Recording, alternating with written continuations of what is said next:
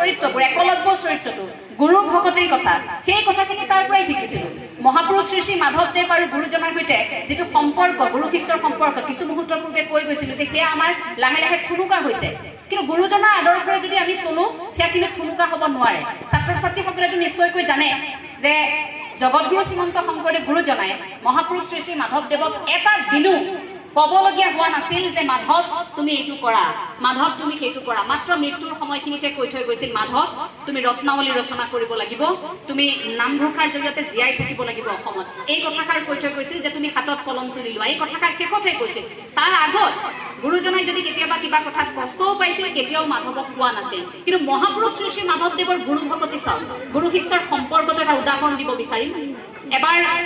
গুৰুজনাই আপোনালোক সকলোৱে জানে প্ৰায় সংখ্যকে জানে মই ছাত্ৰ ছাত্ৰীসকলক উদ্দেশ্যি ক'ব বিচাৰিম যে গুৰুজনাৰ পিন্ধিবলৈ কাপোৰ নাই আগদিনা কাপোৰ গোটেই তিতিল বতৰ আছিল ডাৱৰীয়া এই গুৰুজনাৰ পিন্ধিবলৈ কাপোৰ নাই তেতিয়া কি কৰিব কথাষাৰ কিন্তু মাধৱে গম পাইছে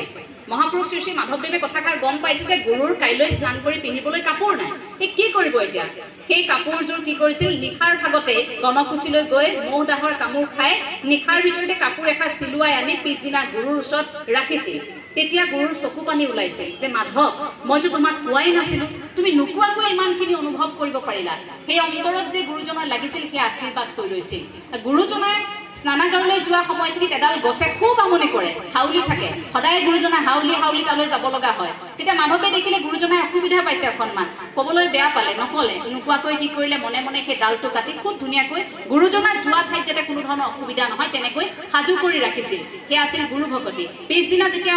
মহাপুৰুষ শ্ৰী শ্ৰী শংকৰদেৱে যেতিয়া দেখিছে গছৰ ডালটো দেখোন নাই তেতিয়া গম পাইছে যে এই কামটো মাধৱেই কৰিছে মাতি আনি সুধিছিল মাধৱ তুমি কৰিছা বোলে হয় গুৰুদেৱ মই কৰিছিলোঁ কাৰণ আপুনি অসুবিধা পাইছিল এই গুৰু শিষ্যৰ সম্পৰ্ক তেনেকুৱা আপুনি নোকোৱাকৈয়ে বুজিব লাগিব মই এটা কথা এইখিনিতে ক'ব বিচাৰিম শিক্ষকসকলক সমালোচনা বুলি নহয় এই কথাষাৰ অকণমান মোৰ ব্যক্তিগত জীৱনত মই শিক্ষকৰ পৰা পোৱা কিছুমান দুখ আছে যিবোৰ দুখ সদায় বুকুত লৈ ঘূৰিলোঁ কোনোদিন কেতিয়াও কোনো শিক্ষাগুৰুক নক'লোঁ কাৰণ তেওঁলোক আমাৰ চিৰনমস্য এটা কথা মন কৰিব শিশুৰ মনস্তত্বৰ কথা যদি আমি কৈছোঁ সমান্তৰালকৈ কিন্তু আমি শিক্ষকসকলৰ মনস্তত্বৰ কথা শিক্ষক শিক্ষয়িত্ৰীসকলৰ মনস্তত্ব কিন্তু আমি অধ্যয়ন কৰিবলৈ শিকিব লাগিব শিক্ষক শিক্ষয়িত্ৰীসকলে কি কৰে একাংশ এই শব্দটো মই ব্যৱহাৰ কৰিম একাংশ বহু ঠাইত এনে আছে যে 90% পোৱা ছাত্ৰ ছাত্ৰীগৰাকী তেওঁলোকৰ বাবে খুব প্ৰিয় কিন্তু 30% পোৱা ছাত্ৰ ছাত্ৰীগৰাকী তেওঁলোকৰ বাবে প্ৰিয় নহয় এনেকুৱাও কিন্তু শিক্ষক শিক্ষয়িত্ৰী আছে টিউচন ল'ব বিচাৰে বাৰে বাৰে গৈ সেই চোকা ছাত্ৰ